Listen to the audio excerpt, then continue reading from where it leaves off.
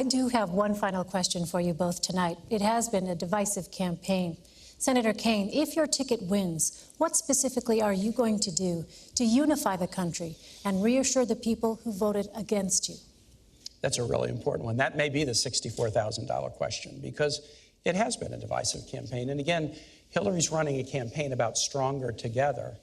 And Donald Trump, and this is not directed at this man, except to the extent that he can't defend Donald Trump has run a campaign that's been about one insult after the next. But we do have to bring the country together. So here's what we'll do. Hillary Clinton was First Lady, then Senator for 8 years and Secretary of State. And I serve in the Senate. And I'm really amazed, Elaine, as I talk to Republican senators, how well they regard and respect Hillary Clinton. She was on the Armed Services Committee. She was on other committees. She worked across the aisle when she was First Lady to get the CHIP program passed so that 8 million low-income kids have health insurance in this country, including 150,000 in Indiana. She worked across the aisle after 9/11 to get health benefits for the first responders who bravely went into the towers and into the Pentagon. She worked to get benefits for TRICARE benefits for National Guard members, including Hoosiers and Virginians in the National Guard. She has a track record of working across the aisle to make things happen. And you know, Elaine, I have the same track record. I was a governor of Virginia with 2 Republican houses. And in the Senate, I have good working relationships across the aisle. Because, yeah, I think it's fine to be a Democrat or Republican or independent, but after Election Day, the goal is work together. And Hillary Clinton has a track record of accomplishment across the aisle that will enable her to do just that when we work with the new Congress in January. Governor, how will you unify the country if you win? Well, thank you, Elaine, and thanks for a great discussion. Absolutely. Tonight. Thank you, Senator. This is a very challenging time in the life of our nation.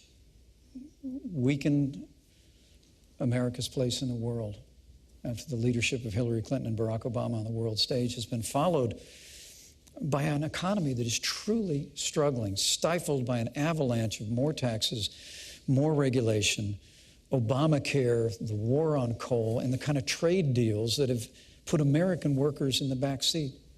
And I think the best way that we can bring people together is through change in Washington, D.C. You know, I served in Washington, D.C. for 12 years in the Congress of the United States.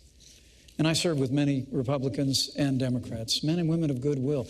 The potential is there to really change the direction of this country, but it's going to take leadership to do it. The American people want to see our nation standing tall on the world stage again. They want to see us supporting our military, rebuilding our military, commanding the respect of the world, and they want to see the American economy off to the races again. They want to see an American comeback. And Donald Trump's entire career has been about building.